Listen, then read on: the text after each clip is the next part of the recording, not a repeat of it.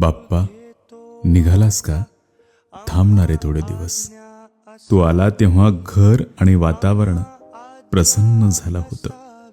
पोरापासून ते थोरापर्यंत सगळ्यांचं तू ऐकून घेतलंस. पण आता तुझा परतीचा प्रवास नकोसा वाटतो रे.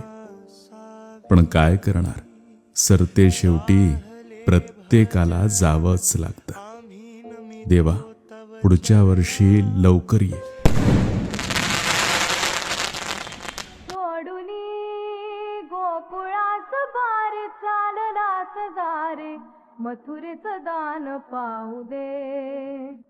सोडुनी गोकुळास बार चाललास दारे, मथुरेचं दान पाहू दे.